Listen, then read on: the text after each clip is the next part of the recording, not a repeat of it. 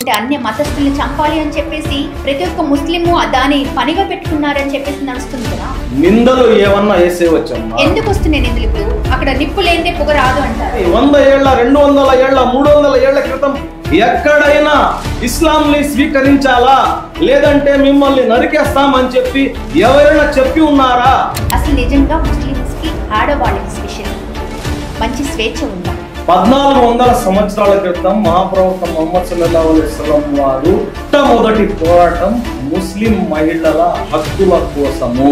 So మీరు హ్యాపీగానే ఉన్నారా? ఆపరేషన్ సింధూర్ పాకిస్తాన్ మీద జరిగిన దాడికి ఖచ్చితంగా నేను భారత్ కి సపోర్ట్ చేశాను. ప్రతిరోజు మేము భారతీయులం అని చెప్పి నిరూపించుకోవాల్సినటువంటి అవసరం లేదు. ఇంత అతివాదం మాకు అవసరం లేదు. ఎప్పుడైతే అవసరం వస్తుందో ఆ రోజు నిరూపించుకుంటాం మేము. అసలు హిందువుల మీద దాడి జరిగినప్పుడు ఒక ముస్లిమాన్ వచ్చి హిందూ దేవాలయం మీద ఎవడరా దాడి చేసింది అని అడిగిన దాఖలాలు ఉన్నాయి. ఏదైతే అధర్మం జరిగినప్పుడు ప్రతిసారి మేము తీవ్రంగా ఖండిస్తామమ్మా. 100 కిలోమీటర్లు పోయేసి మేము అక్కడ వచ్చేసి ఓదార్చి అక్కడ న్యాయ పోరాటం చేసాము మా దళిత సోదరులతో కలిసి. దేశం సుభిక్షంగా ఉండాలా అని చెప్పి వచ్చినటువంటి ఖాజా మొయినుద్దీన్ వారసులం మేము. దేశం పైన దండయాత్ర చేసినటువంటి బాబర్ జహీరుద్దీన్ వారసులం కాదు అని చెప్పి ఈ మీ ఛానల్ ద్వారా మేము ప్రతి ఒక్కరికి తెలియజేస్తాము. Hi viewers, welcome to our channel. నేను మీ శ్రావణి. రీసెంట్గా పహల్గాం దాడి తర్వాత ముస్లింల మీద కొన్ని అపవాదులు అనాలా, లేకుంటే నిజంగా ముస్లింలే పనిగట్టుకొని పగబట్టి చేశారా అనాలో. మొత్తానికైతే ముస్లింల మీద కొంత అపవాదు వచ్చింది అని చెప్పేసి కొంతమంది దీని మీద మాట్లాడుతున్నారు. అయితే ప్రతి ఒక్క ముస్లిం ఉగ్రవాది కాదు అని ఒక సైడ్ ఉంటే ప్రతి ఒక్క ముస్లిం ఉగ్రవాది అని మరోపక్క వినిపిస్తున్నాం వైనం. సో దీని మీద మనతో మాట్లాడడానికి మరియు చర్చించడానికి, దీని గురించి మరింత విషయాలు మాట్లాడడానికి మనతో ఉన్నారు సూఫీ అసోసియేషన్ ఇన్ ఏపీ, అలాగే ముస్లిం మైనారిటీ లీడర్. హలో సార్, ఎలా ఉన్నారు? నమస్తే. నమస్తే. చాలా పద్ధతిగా నిజంగా నమస్తే అనేది హిందూ కానీ ముస్లిం కానీ తీసుకునే ఒక మంచి సంప్రదాయం కదా. జనరల్ గా అయితే మీరు నమస్తే అంటం కంటే కూడా మీ భాషని యూజ్ చేస్తారు. లేదమ్మా, మేము మాది సూఫీ యొక్క సిద్ధాంతము ఏదైతే సూఫీ గురువులు మాకు నేర్పించారో వారి యొక్క పాఠం ఏమిటంటే, వాళ్ళు నేర్పించిన సంస్కృతి ఏమంటే భారత సంస్కృతిని మీరు గౌరవిస్తూ వాళ్ళ సాంప్రదాయాలను గౌరవిస్తూ వాళ్ళలో కలిసిపోయి మీరు ఆ అల్లాను ప్రార్థించండి అనే పద్ధతిలో ఉంటారమ్మా. ఈ రోజుటికి కూడా భారతదేశంలో ఏదైతే మన సూఫీ దర్గాలు ఉన్నాయో ఆ దర్గాల వద్ద సెలబ్రేషన్ చేసుకుంటారు, హోలీ పండుగ చేసుకుంటారు, దీపావళి పండుగ చేసుకుంటారు. గుజరాత్లో ఏదైతే దేవా షరీఫ్ అని చెప్పి దేవా అని ఒక ఊరుంది, దాంట్లో వారిస్ పియా అని చెప్పి మీరు కావాలంటే మీ యూట్యూబ్లో కానీ గూగుల్లో సెర్చ్ చేయండి. అక్కడ హోలీ పండుగ అంగంగ వైభవంగా జరుపుకుంటారు. అంటే అందరూ కలిసి జరుపుకుంటారు. అందరూ ఆ వారిస్ పియా అనే ఆ సూఫీ గురువు సమాధి అక్కడ ఉంటే అక్కడికి వచ్చేసి ఆ ప్రాంగణంలో జరుపుకుంటారు. అదే విధంగా మీకు యూపీలో ఉన్నటువంటి కిచోచా అని చెప్పి ఒక ఊరు ఉందన్నమాట. ఆ ఊర్లో ఖాజా అష్రఫ్ జహాంగీర్ పీర్ సిమ్నాని అని చెప్పేసి అష్రఫియా ఏదైతే అష్రఫియా ఫౌండర్స్ ఉంటారో ఆయన యొక్క సమాధి ఉంది. దాదాపు 700 సంవత్సరాల సమాధి. అక్కడ దీపావళి పండుగ జరుపుకుంటారు, దీపాలు అలంకరిస్తారు. అది కూడా కావాలంటే మీరు చూసుకోవచ్చు. ఈ రోజుల్లో నేను తీసుకొని వచ్చి మీకు ఎవిడెన్స్ సాక్ష్యం చూపించాల్సిన అంటే అవసరం లేదు. ఏది చెప్పినా ఏమంటే క్షణాల్లో ఎవరైతే గౌరవనీయులైన గూగుల్ గారు ఉన్నారో ఆయనకు అడిగితే చెప్పేస్తారు. కాబట్టి ఏమంటే ఈ యొక్క సంస్కృతి మా పెద్దవాళ్ళు నేర్పించారు, నమస్కారం సమస్కారం అని చెప్పి. అందుకని ఏమంటే మేము ఎప్పుడు కూడా నమస్కారంతోనే మొదలు పెడతాము. నమస్కారం పెట్టి తర్వాత మా ముస్లిం సోదరులకు అస్సలాము అలైకుం అని చెప్పి మేము ఇంటర్వ్యూ కానివ్వండి, ఉపన్యాసం కానివ్వండి మొదలు పెడతాము. గ్రేట్. అంటే నిజంగా నమస్కారం సంస్కారం అని మీరు మాట్లాడడం చాలా గొప్పగా అనిపించింది. అయితే మరి మీరు ఇంతలా మీ పెద్దవాళ్ళు దీని గురించి ఇంత గొప్పగా చెప్పి ప్రతి పండుగని సెలబ్రేట్ చేసుకోవాలి, ఇది మన భారత మన ఇండియా అని చెప్పి మీరు చాలా గొప్పగా చెప్పారు. కానీ ఇదే మీ ముస్లింలో మీ అని ఎందుకని అంటున్నా అంటే యాజ్ ఎ హిందూగా మిమ్మల్ని ఒక అడగాలి అనుకుంటున్నాను. చాలా మంది హిందువుల యొక్క ప్రశ్న కూడా అది. అసలు వీళ్ళ పద్ధతులు కానీ, హిందువుల దేవుణ్ణి కానీ, వాళ్ళ యొక్క ప్రసాదాలు కానీ, బొట్టు కానీ మీరు స్వీకరించరు, తీసుకోరు, దరిదాపుల్లో కూడా రానివ్వరు, రైట్? అలాంటప్పుడు మీరు పండుగలు మేము దరిదాపుల్లో రానివ్వరు అని చెప్పి మీరు చెప్తున్నారు. చాలా మంది నేను చెప్తాను, చాలా మంది ముస్లింలు అసలు దాన్ని తీసుకోరు. ఎందుకంటే చాలా మంది ముస్లిం ఫ్రెండ్స్ ఉన్నారు మాకు, బాయ్ బాయ్ అంటూ. ఎందుకంటే ఇవాళ రేపు ముస్లిం క్రిస్టియన్స్ ఫ్రెండ్స్ లేకుండా ఎవరికీ లేరు. కానీ ఎప్పుడైతే ఆ బొట్టు కానీ ప్రసాదం కానీ ఉందో మాకు వద్దు అని నిర్మమాటంగా తిరస్కరిస్తారు. అలాంటి వాళ్ళని మీరేమంటారు? అతివాదులు అన్ని మతాల్లో ఉన్నారు అని చెప్పి మీరు ఈ సమాధానాన్ని మీరు దృష్టిలో పెట్టుకోండి. అతివాదులు అన్ని మతాలలో ఉన్నారు. ఇలాంటిది నాకు తెలిసి, నాకు 50 ఏళ్ళు, ఇలాంటివి చూస్తుండేది నేను ఒక 10-15 సంవత్సరాల నుంచే చూస్తున్నాను. అటువైపు కానివ్వండి, ఇటువైపు కానివ్వండి. మేము 90s లో మా ఫ్రెండ్స్తో కలిసి తిరుమల తిరుపతి దేవస్థానానికి వెళ్ళి ఉచిత దర్శనానికి పోవడం, కాలి నడకన పోవడం, అది మాకు ఒక ఆనందం అన్నమాట. అందరూ మా హిందూ సోదరులు ఉంటారు, ఫ్రెండ్స్, వాళ్ళతోనే కలిసి చదువుకున్నాము, వాళ్ళతోనే పెరిగాము, ఒకే ప్రాంతం మాకు. అక్కడికి పోయినప్పుడు అక్కడ పోయి దర్శనానికి పోయేసి అక్కడ లడ్డు ఇస్తే ఆ లడ్డు తినేసి అసలు ఈ ఏదైతే విభేదాలే తెలియవు మాకు. వినాయక చవితి వస్తే అందరూ కలిసి చేసేసేవాళ్ళము. తర్వాత మా మస్జిద్కి మేము వెళ్ళేవాళ్ళం. మా మస్జిద్లో కూడా ఏమంటే ఉపన్యాసం ఇచ్చేవాళ్ళు, సమాజంలో ఎలా మేము నడవాలి అని ఉపన్యాసాలు ఇచ్చేవాళ్ళు. అయితే ఈ అతివాదం ఎప్పుడైతే పెరిగిందో మన భారతదేశంలో మీరు చెప్పిన విభేదాలు మొదలైనవి. ఇంతకుముందు ఇలాంటి పరిస్థితులు లేవు. నేను ఒక ముస్లిమ్స్లోనే కాదు, అన్ని ఇప్పుడు హిందువుల్లో ముస్లిమ్స్లోనే కేవలం ఈ విభేదాలు వచ్చినాయి. దీనికి కారణం ఎవరంటే, ఎవరైతే బాధ్యత కలిగిన బోధకులు ఉంటారో, ఎవరైతే మత గురువులు ఉంటారో వాళ్ళు దీనికి ముఖ్యమైన కారణం అన్నమాట. వాళ్ళే దీనికి కారణం. ఇంతకు ముందు బోధించే వాళ్ళు, ఇంతకు ముందు ఎవరైతే ఈ భారతదేశంలో మొట్టమొదటిసారి వచ్చింది ఎవరు? మాలిక్ బిన్ దీనార్ రజియల్లాహు తాలా అన్హు వారు కేరళ ప్రాంతానికి వ్యాపార నిమిత్తం వచ్చినప్పుడు, ఆయన వ్యాపారం కోసం 16 మందితో కేరళలో ఉన్నటువంటి అరేబియా సముద్రం పక్కన వ్యాపార నిమిత్తం వచ్చినప్పుడు, చైర్మన్ పెరుమాళ్ అనే రాజు ఎవరైతే ఉన్నారో, హిందువు రాజు, ఆయనకి ఒక కళ వస్తే ఆ కళకి ఎవరు చెప్పలేనటువంటి పరిస్థితి. ఎందుకంటే వాళ్ళ ఆస్థానంలో, ఆ రాజు యొక్క ఆస్థానంలో గురువులు అందరూ ఉన్నప్పటికీ వాళ్ళు దానికి సమాధానం సరిగా ఇవ్వకపోగా, ఎవరైతే ఈ ముస్లిమ్స్ వచ్చి ఉన్నారో వాళ్ళు చెప్తారు అని వాళ్ళల్లో ఒక సలహా ఇస్తే, వాళ్ళని తీసుకొని పోయిన తర్వాత వాళ్ళు అడిగిన ఏదైతే ఆ రాజుకి పడినటువంటి ఆ కళకి వీళ్ళు కరెక్ట్గా సమాధానం ఇస్తే, మీరు ఎక్కడి నుంచి వచ్చారు, మీ విశ్వాసం ఏంది, మీరు ఏ విధంగా ఆరాధిస్తారు అని చెప్పి వాళ్ళని అడిగి తెలుసుకొని, భారతదేశంలో మొట్టమొదటి కల్మా చదివి ఇస్లాంని స్వీకరించింది ఒక హిందూ రాజు, చైర్మన్ పెరుమాళ్.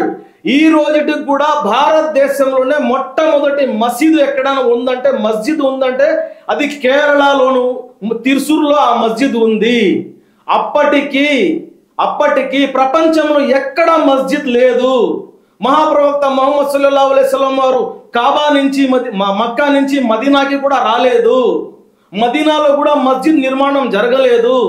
629 క్రీస్తు శకం 629 ఆ డేట్ కూడా మీరు ఇప్పుడు అక్కడ చూడొచ్చు. మొట్టమొదటి మసీదు పెంకుటిళ్లతో కట్టిన మసీదు, ఇస్లామిక్ స్ట్రక్చర్ కాదు. అంటే దీన్ని బట్టి మీరు అర్థం చేసుకోవాలి, ముస్లింలని చూసి ప్రభావితమైన వారు ఏదో పళ్ళు అమ్ముకునే వాళ్ళు, పూలు అమ్ముకునే వాళ్ళు, పంచర్లు వేసుకునే వాళ్ళు కాదమ్మా. రాజులు, ఏదైతే ముఖ్యులు పండితులు ఉన్నారో, ఎవరైతే గ్రంథాలను చదివిన వారు ఉన్నారో, వారు భారతదేశంలో ఇస్లాంని స్వీకరించారు.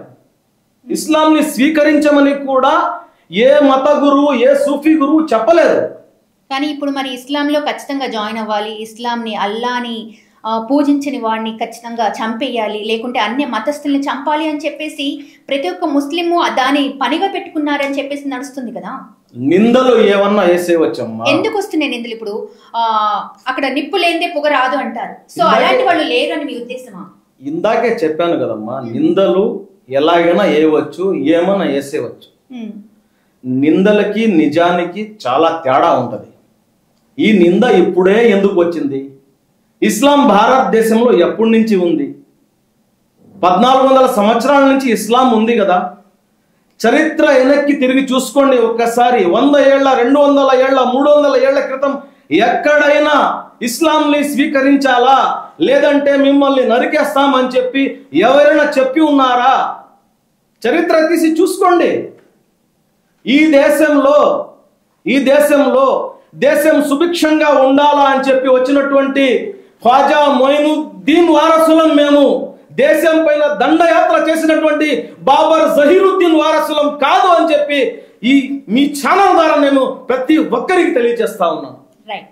ఇప్పుడు మీరు అసలు అది మేము కాదు, అలాంటిది ఉండదని మీరు అంటున్నారు, అంతేనా? అంటే మీ సిద్ధాంతంలో అది లేదు. మరి ఇప్పుడు అలాంటి సిద్ధాంతాలను పాటించే వాళ్ళు కొంతమంది ఉన్నారు. వాళ్ళు చాలా అందరి ముందు బహిర్గతంగా ఇస్లాం గురించి మేము భారతదేశాన్ని ఇస్లామిక్ దేశంగా మార్చేస్తాము, మాది టార్గెటే అది అన్న వేలో మాట్లాడుతున్నారు. కొంతమంది హిందువులు కించపరిచేలాగా మాట్లాడుతున్నారు. కమింగ్ టు ద పాయింట్, నేను హిందువుల గురించి కూడా మాట్లాడతాను. నేను ఓన్లీ హిందువుల్ని సపోర్ట్ చేస్తున్నానని కాదు. బట్ ఈ విషయం మీద అలాంటి వాళ్ళని ఏం చేయాలి మీ ఉద్దేశంలో? వీళ్ళు దేశంలో ఉన్నటువంటి అతివాదులు. ఈ అతివాదులు తీవ్రవాదుల కన్నా ప్రమాదం. ఓకే. తీవ్రవాదులకి ఒక క్యాంపు ఎక్కడో వాళ్ళు అక్కడ ఉంటారు. బయట బార్డర్ కాడికి వస్తే వాళ్ళకి బార్డర్ సెక్యూరిటీ ఫోర్స్ మా ఆర్మీ ఉంటుంది, కుక్కల్ని కాల్చినట్టు కాల్చేస్తుంది. వీళ్ళు ఎవరంటే మేకతోలు కప్పుకున్నటువంటి క్రూర మృగాలు. వీళ్ళు పులి కూడా చెప్పకూడదు, క్రూర మృగాలు. వీళ్ళు ఏదో విధంగా భారతదేశంలో ఉన్నటువంటి భిన్నత్వంలో ఏకత్వం అనే ఒక మూల మంత్రాన్ని వీళ్ళు డిస్ట్రాయ్ చేసేదానికి, నాశనం చేసేదానికి వీళ్ళు నడుం కట్టుకొని అదే పనిగా వీళ్ళు రెండో యాంగిల్ కూడా దీంట్లో ఉంది. వాళ్ళు పాపులారిటీ కోసము నిందలు వేసి, నిజానికి నిందకి చాలా తేడా ఉంటుంది. ఏది నిరూపించలేని పరిస్థితుల్లో వాళ్ళు ఈరోజు నిందలు వేస్తున్నారు. డైరెక్ట్ గా డిబేట్ కి రమ్మని చెప్పి చెప్పండి, ఖురాన్ తీసుకురమ్మని చెప్పి చెప్పండి.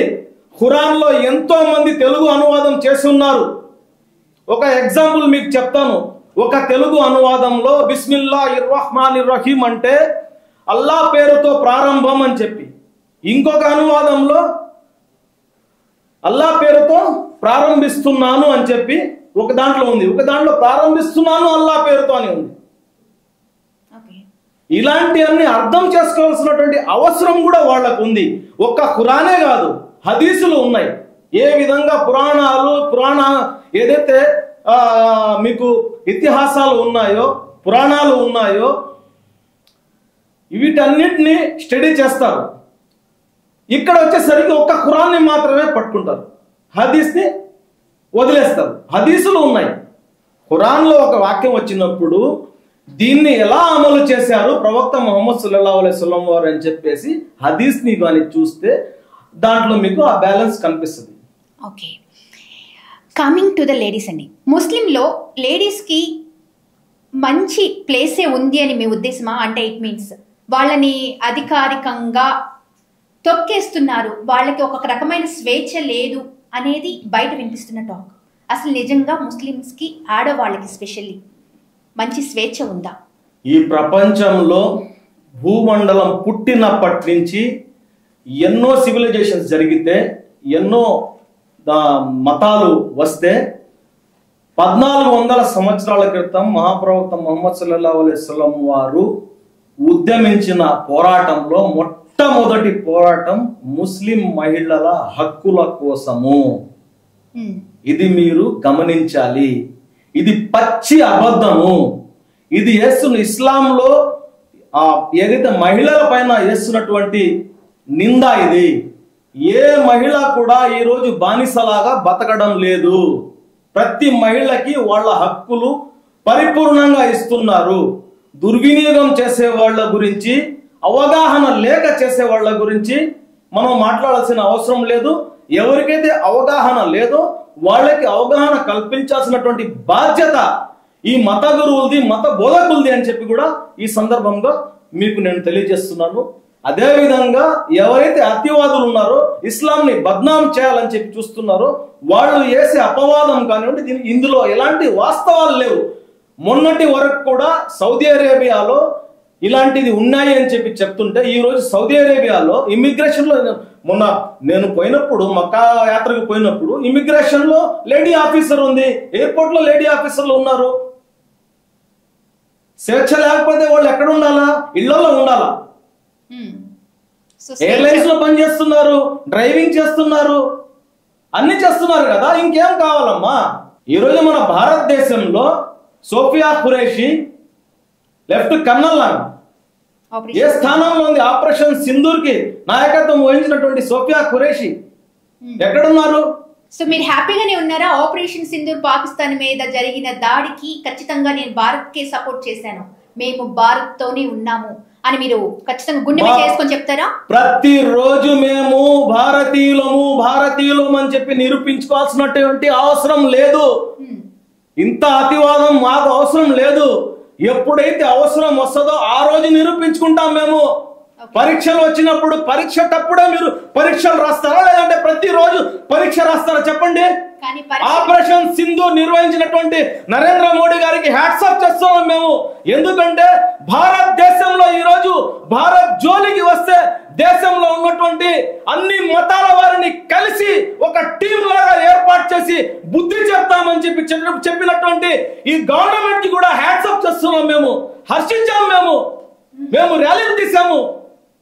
ఏం మాట్లాడుతున్నారు మీరు? అయితే మీరు వందే భారత్, మన వందే మాతరం ఖచ్చితంగా మీరు దాన్ని స్టాండ్ అయ్యి ఉంటారా? ఎందుకంటే చాలా మంది ముస్లిమ్స్ వందే మాతరం అనడానికి ఇష్టపడరు అని నేను అంటాను. దీన్ని మీరే అంటారు? వందే మాతరం అసలు సబ్జెక్టే లేదమ్మా. చాలా మంది ఇప్పుడు అదే చెప్తున్నాను. మేము చిన్నప్పుడు ప్రతిజ్ఞ చేసేవాళ్ళం. ప్రతి ఒక్కరం చేస్తాం. అదే టైంలో వందే మాతరం కూడా పాడేవాడు. భారతదేశం నా మాతృభూమి, భారతీయులందరూ నా సహోదరులు, అది తర్వాత వందే మాతరం పాడేవాళ్ళు. అప్పుడు మాకు ఈ విభేదాలు తెలియవు, ఈ కల్మషాలు తెలియవు, ఇలాగ చెప్పేవాళ్ళు కూడా లేరు. ఈ దేశ మూల నివాసులమమ్మా మేము, ఈ దేశ మూల నివాసులము. ఈ రోజు మాతో పాటు పుట్టి మాతో పాటు పెరిగి ఎవరైతే ఉన్నారో వాళ్ళు స్వచ్ఛందంగా వినాయక చవితి రోడ్ల మీద చేసుకుంటా ఉన్నారు. ఈ రోజు మా ముస్లింలు మా ఇళ్ల మీద నమాజ్ చేసుకుంటామంటే నమాజ్ చేసుకోకూడదు అని చెప్పి దౌర్జన్యం చేస్తున్నారు. ఇది న్యాయమా అన్యాయమా? మీరు చెప్పండి, మీ దృష్టిలో ఏందో చెప్పండి. మాకు చట్టం కల్పించినటువంటి హక్కుతో మేము చేసుకుంటా ఉన్నాము. ఏ పండగ అయినా చేసుకుంటా ఉన్నాము. ఆ పండగలు కూడా మీరు చేసుకోకూడదు అంటున్నారు. మా మసీదు మీదకి వచ్చారు, మా మసీదు కూల్చారు. మా మసీదు కూల్చిన తర్వాత తీర్పు వచ్చింది. ఏ తీర్పు వచ్చింది? మసీద్ కూల్చినప్పుడు సుప్రీంకోర్టు ఏం చెప్పింది? ఇది అఫెన్స్, ఇది క్రైమ్ అని చెప్పింది, ఇది నేరం అని చెప్పింది. తర్వాత మసీద్ కట్టేటప్పుడు ఏం చెప్పింది? మనోభావాన్ని దృష్టిలో పెట్టుకొని వాళ్ళ భక్తి ఆస్థాకి సంబంధించినటువంటి అంశం కాబట్టి ఇది మందిరం కట్టుకోమని చెప్తున్నారు. ఆ తీర్పుని స్వాగతించకపోయినా, ఆ తీర్పుని ఒప్పుకోకపోయినా భారతదేశ ముస్లింలు మౌనం వహించారు. తర్వాత మా ఇళ్ల మీదకు వచ్చారు, అన్యాయంగా మా ఇళ్లని కూల్చారు. అది ఏమిటి అని చెప్తే బుల్డోజర్ జస్టిస్ అన్నారు. ఇది ఎక్కడ న్యాయం? ఇది భారతదేశ మూల నివాసులం మేము. ఈ రోజు ఏదైతే భారతీయ జనతా పార్టీ పేరు పెట్టి ఆ పార్టీలో కొంతమంది ఎవరైతే ఉన్మాదులు రెచ్చిపోతా ఉన్నారో వాళ్ళందరూ ఒక్కసారి అటల్ బిహారీ వాజ్పేయి గారు ఏదైతే జనసంఘ్ నుంచి భారతీయ జనతా పార్టీగా మార్చి ఈ రోజు అధికారంలో వచ్చేదానికి వాళ్ళు కష్టపడ్డారో, వాళ్ళు శ్రమించారో, వాళ్ళు చెప్పినటువంటి అమూల్యమైన మాటలు ఒకసారి వినమని చెప్పండి అమ్మా. చెప్పండి. ఏ రోజు కూడా మీ మీద దాడి జరిగింది అని మీరు ఎలా అంటున్నారో, ఏది మసీదుల మీద దాడి జరిగింది అంటున్నారో, మరి అదే హిందువుల దేవుళ్ళ దగ్గర దాడి జరగలేదా? దాన్ని ఎందుకు క్వశ్చన్ చేయలేకపోతున్నారు? అంటే ఇక్కడ ఒకటి చిన్నది, ఇక్కడ మనం మీరు నేను చెప్పి కేవలం ముస్లింలు హిందువులు కొట్టుకుంటున్నామని చెప్పేసి ఇక్కడ మనం చూపించడం కంటే కూడా అసలు హిందువుల మీద దాడి జరిగినప్పుడు ఒక ముస్లిమాన్ వచ్చి హిందూ దేవాలయం మీద ఎవడురా దాడి చేసింది అని అడిగిన దాఖలాలు ఉన్నాయి. దిస్ ఇస్ మై క్వశ్చన్ కాదు, ఇది టోటల్ గా మీరు ఎవరైతే హిందువులు మీ మీద దాడి, ఎందుకంటే పెయిన్ ఉంటుంది, మీ దేవుడు మా దేవుడు, ఎవరి దేవుడైనా వాళ్ళ దేవుడు ఖచ్చితంగా ఒప్పుకోవాల్సింది. అది అల్లా కానివ్వండి, ఇటు క్రిస్టియన్ నమ్మిన బైబుల్ కానివ్వండి, హిందూ నమ్మిన ఆ రాముడైనా కానివ్వండి. నేనేమంటున్నాను, హిందువుల మీద దాడి చేస్తే వాళ్ళెళ్ళి కొంతమంది మీరు అన్నట్టుగా కొంతమంది మతోన్మాదులు ముస్లింల మీద దాడి చేస్తున్నారు. కానీ బాయ్ అనుకునే వాళ్ళు మధ్యలో ఏం చేస్తున్నారు? ఒక హిందూ మీద దాడి జరిగినప్పుడు ముస్లిం బాయ్ ఎవరైనా వచ్చి హిందూ మీద ఎందుకురా దాడి చేస్తున్నారు అడుగుతారా? అడగగలరా? ఖచ్చితంగా అడుగుతున్నాము. అడిగిన దాఖలాలు ఏమైనా ఉన్నాయా? 100 మీకు వందల సంఖ్యలో కనిపిస్తాయమ్మా. మేము ఒక గుడిని కానివ్వండి, ఒక అన్య మతస్థులకు సంబంధించిన అవమానం జరిగితే వెంటనే స్పందించే వాళ్ళం. ఎందుకంటే ముఖ్యంగా ఏమంటే ఈ బ్యాలెన్స్ ఏదైతే ఉందో అది ఎక్కడ చెడిపోకూడదు అనే విధంగా ఆలోచించే వాళ్ళము. తీవ్రంగా ఖండిస్తాం. మా నెల్లూరులో జరిగినటువంటి ఏదైతే మీకు ఖండించిన ప్రోగ్రామ్స్ ఉన్నాయో, నిరసనలు ఉన్నాయో, అది ఒక్కసారి మీరు చూసుకోండి. ఏ గుడి మీద కానివ్వండి, ఏ హిందూ మీద కానివ్వండి, ఏ దళితుడి మీద కానివ్వండి, ఒక భారతీయుడి మీద అన్యాయం జరిగితే ఒక భారతీయుడు లాగా ముస్లింస్ లాగా మేము తీవ్రంగా ఖండిస్తాము, ఖండిస్తూనే ఉంటాము. న్యాయం అన్యాయం, ఏదైతే ధర్మం అధర్మం ఉందో, ఏదైతే అధర్మం జరిగినప్పుడు ప్రతిసారి మేము తీవ్రంగా ఖండిస్తామమ్మా. 100 కిలోమీటర్లు పోయేసి మేము అక్కడ వచ్చేసి ఓదార్చి అక్కడ న్యాయ పోరాటం చేసాము మా దళిత సోదరులతో కలిసి. ఇలాంటి సందర్భాలు కూడా ఉన్నాయి. ఓకే, అయితే మీరు ఖచ్చితంగా హిందువులు ఏదైనా గుడికి కానీ ఏదైనా ప్రాబ్లం అయిందంటే మీరు ముందు ఉంటాను అంటారు. 100%. ఓకే, ఇది మా వ్యూవర్స్ చూస్తారు. ఖచ్చితంగా మళ్ళీ మనం ఇంకొక పెట్టుకుందాం. ఇంకోటి వచ్చేసి గోమాత హిందువులకి ఎంతో ఇష్టం, పూజిస్తారు. ఇష్టం అంటే కూడా దేవతలా కొలుస్తారు. అలాంటి హిందువులు కొలిచే గోమాతని మీరు మాంసపు ముద్ద చేసి మీట్ గా అమ్ముతున్నారు.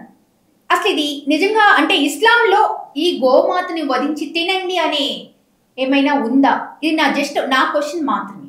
ఇస్లాంలో తప్పనిసరిగా పాటించాల్సినటువంటి 5 ఏదైతే ఉన్నాయో ఫరజ్ అంటారు, దాంట్లో ఈ అంశం అయితే లేదు. గోమాతని మీట్ చేసి అమ్మండి, గోమాతని వధించి గోమాతని తినండి అని చెప్పి ఎన్ని పుస్తకాలు ఉన్నాయో దాంట్లో ఎక్కడ కూడా మహాప్రవక్త ముహమ్మద్ సల్లల్లాహు అలైహి వసల్లం వారు చెప్పినట్టు లేదు. మరి ఎందుకు చేస్తున్నారు? ఖురాన్ లో అయితే అదే వినండి, మీరు చెప్తున్నాను నన్ను, మరి ఎందుకు చేస్తున్నారు అని చెప్పి మీరు చెప్తున్నారు. ఈ రోజు భారతదేశం నుంచి ఏ దేశంలో అయితే మనము గోమాతని ప్రేమిస్తున్నామో, ఏ దేశంలో అయితే గోమాతను పవిత్రంగా చూస్తున్నామో, ఏ దేశంలో అయితే గోమాత చూస్తే దండం పెట్టుకుంటున్నామో, మన భారతీయ సోదరులు హిందూ సోదరులు అందరూ దండం పెట్టుకుంటారో, ఆ గోమాతను ఎక్స్పోర్ట్ చేసేది ఇతర దేశాలకు వధ చేసి కటింగ్ చేసేది అల్ కబీర్ కంపెనీ ఎవరిది? ముస్లింలదా? 6 ఎక్స్పోర్ట్ కంపెనీలు ఉన్నాయి, ఒక్కటి కూడా ముస్లింలది లేదు దాంట్లో.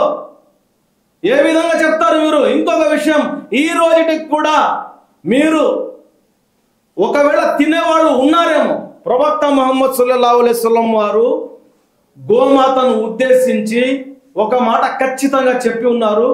ఇది ఎంత మందికైనా అడగవచ్చు, మీరు పండితులు చెప్తారు, చదివిన వాళ్ళందరూ చెప్తారు. గోమాత ద్వారా వచ్చే పాలల్లో నివారణ ఉంది, రోగ నిరోధక శక్తి ఉంది. అదేవిధంగా నెయ్యిలో ఔషధం ఉంది. మాంసం జోలికి వెళ్ళబాకండి, రోగం ఉంది అన్నారు. మాంసం తినమని ఎక్కడ చెప్పలేదు. మహాప్రవక్త ముహమ్మద్ సల్లల్లాహు అలైహి వసల్లం వారు ఏ రోజు కూడా గో మాంసం ముట్టుకోలేదు, తినలేదు. చెప్పగలరా ఎవరైనా? ఎవరికైనా రెడీ నేను, ఏ డెబిట్ కైనా రెడీ. ఏ మత గురువు వచ్చినా, ముస్లిం మత గురువులతో కూడా నేను డెబిట్ కి రెడీ. ఎక్కడ చెప్పిన సందర్భాలు దాఖలాలు లేవు. తింటా ఉంటే మౌనం వహించారు. ఆకలేమ్మా, ఆకలి 3 రోజులు ఆకలితో అలమటిస్తుంటే ఆ సందర్భంలో వాళ్ళకి కనిపించినటువంటి ఇది కనిపించింది, తినమని చెప్పారు. స్ట్రగుల్ చేసే పరిస్థితుల్లో చెప్పారు, స్ట్రగుల్ చేస్తున్నారు. ఎందుకంటే వాళ్ళ మీద ఎన్నో దౌర్జన్యాలు జరుగుతూ ఉన్నాయి. మక్కా వాసులందరూ దాదాపు 360 గ్రూప్స్ ఉన్నాయన్నమాట. వాళ్ళందరూ వాళ్ళ మీద దౌర్జన్యం చేస్తూ ఉన్నారు. ఆ సమయాల్లో వాళ్ళతో పోరాటం చేసేదానికి శక్తి కావాలని 3 రోజులు భోజనం లేకపోతే అయ్యా ఇది ఉందని చెప్తే గమ్ముగైపోయారు, మౌనం వహించారు. అంతేగాని ఎక్కడ కూడా గోమాతని తినమని చెప్పి ఎక్కడ చెప్పను లేదు, ఆయన స్వయంగా తినను లేదు. ఈరోజు ఎవరైతే ఆయన చెప్పిన దాన్ని ఆచరిస్తా ఉన్నారో వాళ్ళని అడుగుతున్నాను, ఎక్కడ కూడా ఆయన తినలేదు, మీరు కూడా తినబాకండి. మేమైతే దాని జోలికి పోము. మరి అలాంటప్పుడు కేవలం ముస్లింల వల్లే గోమాత వధించడం జరుగుతుంది అనే పేరు మీ మీదే వస్తుంది. అంటే మీరు గమనించుంటారు, మీ అందరికీ కూడా తెలుసు, ప్రతి ముస్లిం కూడా గోమాతని వధిస్తాడు, గోమాతని సరఫరా చేసేది మొత్తం కీలకం ముస్లింమే అనేది వినిపిస్తూ ఉంది కదా. మరి దీన్ని మీరు ఎందుకు ఖండించట్లేదు? అసలు ఇది తెలిసి కావాలని మాట్లాడుతున్నటువంటి మాటలమ్మ. నేను ఇందాకనే చెప్పాను, అల్ కబీర్ ముస్లింలని కాదు, మిగతా ఏదైతే ఉన్నాయో ముస్లింలవి కావు. దాంట్లో ఒక్క ముస్లిం కూడా ఓనర్గా కానివ్వండి, ఒక్క ముస్లిం కూడా దాంట్లో మేనేజింగ్ డైరెక్టర్ కానీ ఎవరు లేరు దాంట్లో. అది వచ్చేసి నాన్ ముస్లిమ్స్కి చెందినటువంటి కంపెనీలు. వాళ్ళు ఆదాయం కోసం చేస్తున్నారు. ఆ నింద మా మీద వేసి మమ్మల్ని బదనాం చేస్తున్నారు. ఆదాయం వాళ్ళకి. మరి మీరు ఎన్నో వీడియోస్ చూస్తుంటారు కదా, శివశక్తి కానీ, లలిత్ కుమార్ కానీ, కరుణాకర్ సుగ్గునార్, ఎవరైతే ఇంకా ఉన్నారో రాధా మనోహర్ దాస్, వీళ్ళందరూ కూడా ప్రతిసారి గోమాత వధ గురించి, గోమాతకు జరుగుతున్న అన్యాయం గురించి ఏక గొంతుతో కలిసి మాట్లాడుతున్నారు. అలాంటప్పుడు మరి మీరు ఎందుకు అసలు జరుగుతుంది ఇదే అని చెప్పేసి బయట పెట్టట్లేదు? దాని గురించి ఎందుకు మీరు ఖండించట్లేదు? ఎన్నోసార్లు చెప్పినటువంటి సందర్భాలు ఉన్నాయి. వాళ్ళు చెప్పినప్పుడు కౌంటర్ ఇచ్చినటువంటి మా వాళ్ళు కూడా చాలా మంది కౌంటర్ ఇచ్చారు. వాళ్ళు ఏ రోజు కూడా అల్ కబీర్ ఇక్కడే కదా ఉండేది, అల్ కబీర్ ఇక్కడే కదా, ఇక్కడి నుంచే కదా ఎక్స్పోర్ట్ అయ్యేది. ఒక్కసారైనా అక్కడికి వెళ్ళే ధైర్యం చేశారా? చేయలేరు. వాళ్ళు కావాలని చెప్పి నింద వేస్తారు, అంతేగాని ఏ రోజు కూడా ఈ ఎక్స్పోర్ట్ కంపెనీలు వీళ్ళని ఆపాలి అని చెప్పి ప్రభుత్వానికి డిమాండ్ చేసిన సందర్భాలు ఉన్నాయా? లేవు. వాళ్ళు కూడా సరైన అవగాహన లేక నిందలు వేస్తున్నారు ముస్లింల పైన. వాళ్ళు కూడా డైరెక్ట్ గా రమ్మని చెప్పి చెప్పండి. ఖురాన్ ఉంది, హదీసులు ఉన్నాయి, చరిత్ర ఉంది. ఈ దేశం కోసం ఏదైతే ముస్లింలు ఏమేం చేశారో అన్ని ముందు పెడతాం. ఒక్క రోజు కాదు, 2 రోజులు లైవ్ లో కూర్చుంటాం. కావాలంటే వాళ్ళకి వివరణ ఇస్తాం. తెలుసుకున్న తర్వాత వాళ్ళు ఇలాంటి మాటలు మాట్లాడరు అని చెప్పి నా గట్టి నమ్మకం. వాళ్ళు కేవలం ఈ గ్యాప్ వల్ల ఎక్కడో కూర్చొని ఏదో చూసి మాట్లాడుతున్నారు, కానీ అవగాహన రాహిత్యంగా మాట్లాడుతున్నారు వాళ్ళు అని చెప్పి నేను చెప్తా ఉన్నాను. వాళ్ళకి తెలియదు, వాళ్ళు చూశారు, వాళ్ళు చూసింది నెగిటివ్. ఒకటి 3 గుడ్డి వాళ్ళు దేవుడిని చూసేదానికి చూడాలని చెప్పి అడవికి వెళ్తే ఏనుగు కనిపించిందంట. ఒక ఆయన తొండం పట్టుకున్నాడు, ఒక ఆయన తోక పట్టుకున్నాడు, ఒక ఆయన కాలు పట్టుకున్నాడు. 3 ఊర్లోకి వచ్చి చెప్తున్నారు, దేవుడు అంటే ఒక తొండం లాగా 2 రంధ్రాలు ఉంటాయి, దాంట్లో నుంచి గాలి వస్తా ఉంటది అని చెప్పి. ఇంకొక ఆయన చెప్పాడంట, దేవుడు అంటే స్తంభం లాగా ఉన్నాడు, గట్టిగా ఉన్నాడు అని చెప్పి. ఇంకొక ఆయన తోకలాగా ఉన్నాడు, దానికి ఎంట్రుకలు గట్టిగా ఉన్నాయి అని చెప్పి చెప్తారంట. ఆ విధంగా ఉందమ్మా, కళ్ళు పెట్టుకొని చూడమని చెప్పి చెప్పండి. అంద భక్తులాగా మాట్లాడబాకమని చెప్పి చెప్పండి వీళ్ళకి. ఓపెన్ ఛాలెంజ్ చేస్తున్నాను నేను. రమ్మని చెప్పి చెప్పండి. వాళ్ళు ఏ ప్రశ్న అడుగుతారో మా ముందు ఏమంటే బ్రాడ్ మైండ్ తో ఆలోచించాలి, విశాల హృదయంతో ఆలోచించాలి. కుళ్ళు, కుతంత్రాలు, కుట్రలు పెట్టుకొని మాట్లాడితే ఇదే విధంగా ఉంటది. ప్రతిదీ మాకు నెగిటివ్ గానే కనిపిస్తుంది. వాళ్ళు కూడా ఏదో ఒక రోజు మేము చేస్తుంది ఇది కరెక్ట్ కాదు అని చెప్పి వాళ్ళకు కూడా ఒక రోజు తెలుస్తుంది. ఆ రోజు వాళ్ళు కూడా వచ్చి ఇవన్నీ మేము తెలియక చేశాము, ఈ రోజు మేము తెలుసుకున్నాము అనే పరిస్థితి కూడా రావచ్చు. మీ మీద మరొక అభియోగం కూడా ఉంది. ఈ హలాల్ పేరుతో ఉమ్మిని ఆహార పదార్థాల్లో కానీ లేకుంటే అంటే తినే ఏ వస్తువైనా సరే హలాల్ చేస్తారు, ఆ హలాల్ పేరుతో ఉమ్ము వేస్తారు అనేది ఒక అభియోగం ఉంది. అది నిజమేనా? నిజంగా అసలు హలాల్ అంటే ఏంటి, ఏం చేస్తారు? హలాల్కి మీరు అంటే కొన్ని వీడియోస్ హల్చల్ అవుతూ ఉంటాయి. ఐ థింక్ మీ వరకు కూడా వచ్చే ఉంటాయి. ఒక గురువు మత పెద్ద ఎవరైతే ఉంటారో తను వచ్చేసి తుతుతు అని చెప్పేసి అక్కడ ఉన్న ఏవో పదార్థాలు కావచ్చు, వంట కావచ్చు, అలా ఆయన చెయ్యకుండా ఆ పదార్థం నోట్లో పెట్టరు అన్నది కొన్ని వీడియోస్ మేము చూసాం. అది అఫీషియల్ గా ఇప్పుడు వైరల్ గా కూడా అవుతూ ఉన్నాయి. సో దాని ప్రకారంగా చూసినప్పుడు అలా చేసి ఇంకొన్ని వీడియోస్ లో మాత్రం రెడ్ హ్యాండెడ్ గా కొన్నిటిలో ఉమ్ము వేయడం, వాటర్ లో ఉమ్మేసేయడం, దానిలోనే యాపిల్ కడగడం, సమ్ ఎక్స్ట్రా ఫ్రూట్స్ కానివ్వండి ఏమైనా నడుస్తూ ఉంది. అసలు వాస్తవంగా అసలు చాలా మంది తెలియదు హలాల్ అంటే ఏంటి, మీరేం చేస్తారు? మొట్టమొదటి హలాల్ అనేది దాని గురించి క్లారిటీ ఇస్తాం. ఆమోదమైనది, ఆమోదించబడింది. దేనికి? ఏదైతే ముస్లింలు ఉన్నారో వాళ్ళ కోసం ఆమోదించబడింది. ఎందుకంటే అది కూడా మీరు హలాల్ అనేది ఖురాన్లో హలాల్ ప్రస్తావన ఉంది. హలాల్ అంటే ఆమోదించబడింది. ఏది తినకూడదు అనేది, ఏది చేయకూడదు అనే మాత్రమే లిస్ట్ ఉంది, మిగతాది అన్ని చేయవచ్చు అని చెప్పి దాని ఆ సారాంశం. అయితే హలాల్ అనేది ఆమోదమైనది, ఏదైతే మీకు తినమని చెప్పి అనుమతి ఇస్తుందో దానిని హలాల్ అంటారు.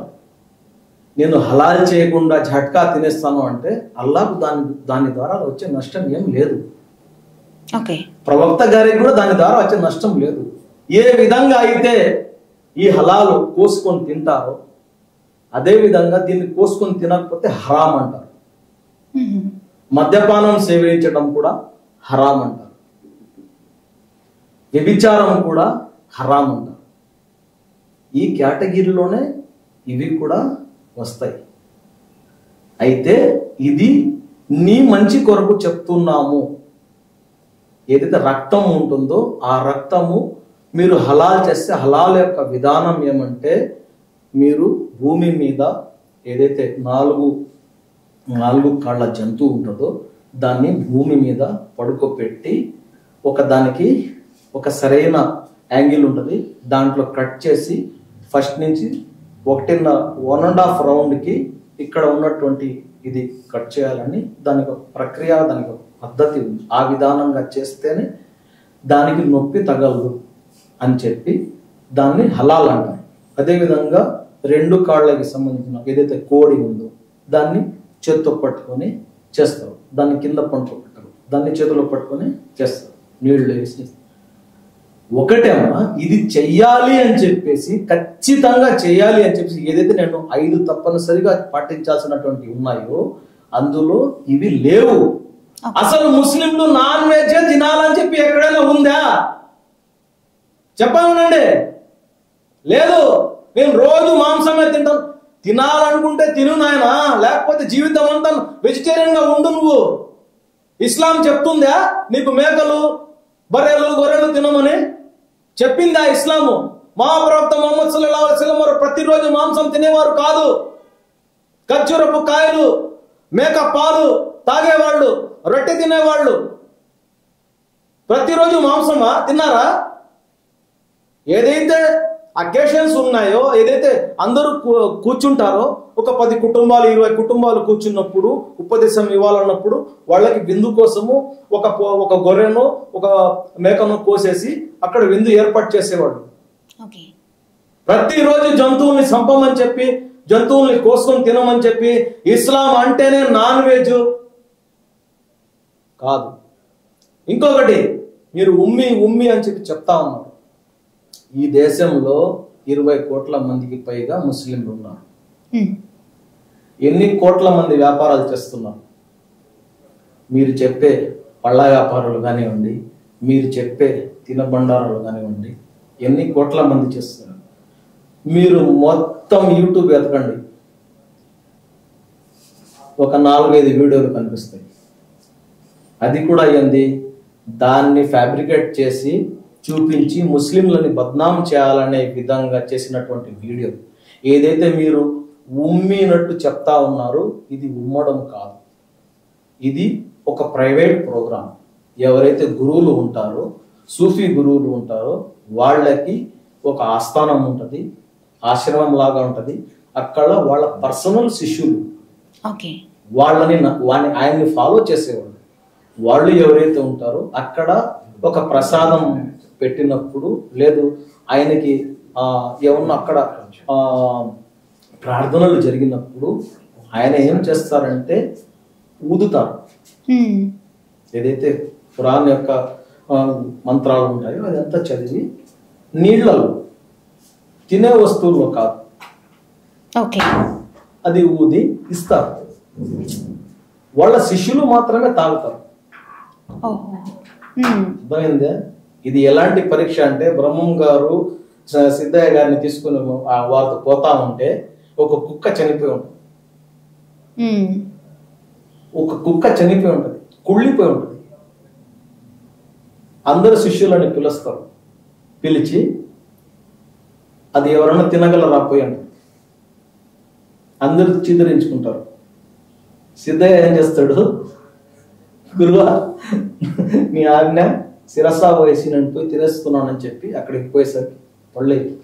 ఆ విధంగా ఏమంటే ఒక ప్రైవేట్ ప్రోగ్రామ్స్ లో అక్కడ జరిగేటటువంటి దీన్ని ఎవరో అక్కడ అవగాహన లేని వాళ్ళు వీడియో తీసి పెట్టుకుని ఉంటారు.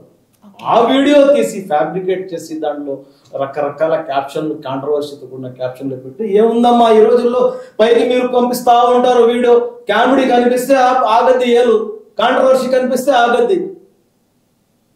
ఈ సమాజంలో కాంట్రవర్సీ, కామెడీని ఇంజెక్ట్ చేసేసి ఉన్నారు. మీరు ఏ టీవీ సీరియల్ చూసినా, ఏ వెబ్ సిరీస్ చూసినా 40 దెబ్బలకి మనిషి చనిపోవాలా, రకరకాల క్రైమ్స్ ని చూపించి ఏ విధంగా అసలు మనిషిని ఏ ఎత్తుగడేసి చంపాలా అనేది చూపించే దానికి అలవాటు చేసేస్తున్నారు.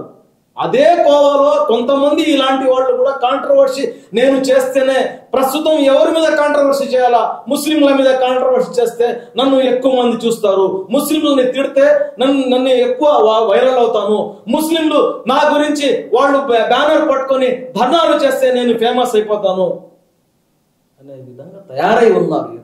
ఈ రోజు మనం సమాజానికి చెప్పాల్సినటువంటి సందేశం అది కాదమ్మా.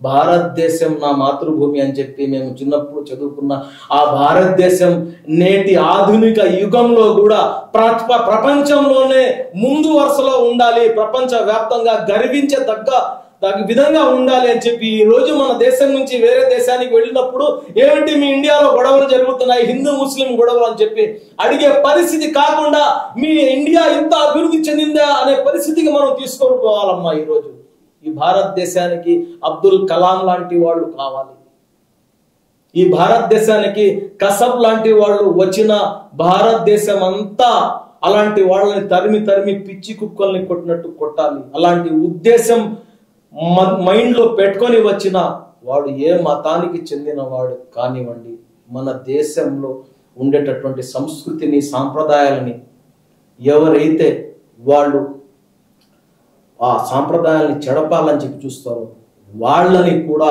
బుద్ధి చెప్పాల్సినటువంటి అవసరం ఈరోజు ఉంది.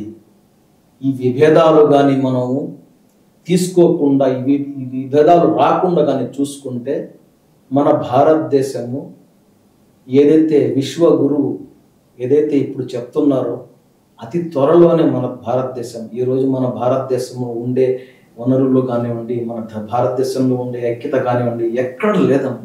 ఏ దేశం కూడా వాళ్ళు ఒక సంస్కృతిని, వాళ్ళు ఒక దాన్ని, అన్ని సంస్కృతులు ఉన్న దేశం మన భారతదేశం. ఇలాంటి అందమైన తోటని చెడపాలని చెప్పి కొంతమంది చీడ పురుగులు చేస్తున్నారు. ఆ కలుపు మొక్కల్ని ఏరి పారేయాల్సినటువంటి అవసరం ప్రతి ఒక్కరిపై. అందులో ముస్లింలు ఉన్నా మీరు వాళ్ళని చంపేయాలని అంటారు? ఖచ్చితంగా ముస్లింలు ఉంటే ముస్లింలు ముందు వరుసలో పోయేసి వాళ్ళకి బుద్ధి చెప్పాలి. ముస్లింలు మౌనం వహించకూడదు. ఒక ముస్లిం భారతదేశం గురించి నెగిటివ్ కామెంట్ చేస్తే, భారతదేశంలో ఉన్నటువంటి సాంప్రదాయాల్ని, సంస్కృతిని వారు చిన్నాభిన్నం చేసే ప్రయత్నం చేస్తే ముస్లిమే ముందుకు వెళ్ళి వాడికి బుద్ధి చెప్పాలి. ఆ బాధ్యత ప్రతి భారతీయ ముస్లింల పైన ఉంది. అంతేగాని ఏదైతే నిందలు వేస్తున్నారో వాళ్ళది కూడా బాధ్యత ఉంది. వాళ్ళు ఏమంటే ధర్మం ఏ విధంగా పాత రోజుల్లో దేవతలు ఏ విధంగా అధర్మం వైపు ధర్మ పోరాటం చేశారో అలాంటి పోరాటం చేయండి. అంతేగాని నిందలు వేయడం, నిజాన్ని అబద్ధం చేసి వాళ్ళ మీద రుద్దడం, అన్యాయంగా వాళ్ళని మాబ్ లించింగ్ చేసి చంపడం అనేది ఇది సరైన పద్ధతి కాదు. మీ పక్కన ఇంటి వాడు బలహీనుడు అని చెప్పి మీరు కానీ ఇంటిని కాల్చేస్తే ఆ నిప్పురవ్వలు మీ ఇంటి పైన కూడా పడతాయి. మీరు ఎంత బలవంతులైనా కానివ్వండి, మీ పక్కన బలహీనుడు ఉంటే వాడి ఇల్లు కాలిందనుకోండి, ఆ నిప్పురవ్వలు మీ మీద పడతాయి. రైట్. నెక్స్ట్, రీసెంట్గా వక్ఫ్ బోర్డ్ బిల్ అసలు ఏంటది? దానివల్ల మీకేంటి ప్రాబ్లమ్స్?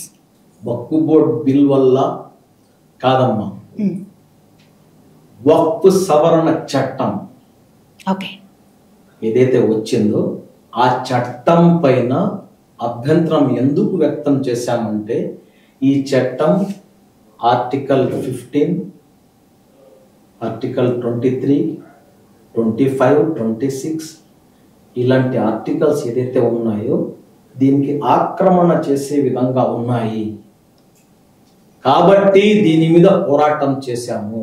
ఇది ఎప్పటి నుంచో ఉంది బిల్లు కదా వక్ఫ్ బోర్డ్ అనేది? కాదమ్మా, వక్ఫ్ బోర్డ్ అనేది దీని మీద కూడా మీకు క్లారిటీ ఇవ్వాల్సినటువంటి అవసరం ఉంది. మీ ఛానల్ ద్వారా ప్రతి ఒక్కరికి, చాలా మందికి ఈరోజు ముస్లిం సమాజంలోనే ముస్లింలకే 90% వక్ఫ్ గురించి అవగాహన లేదు.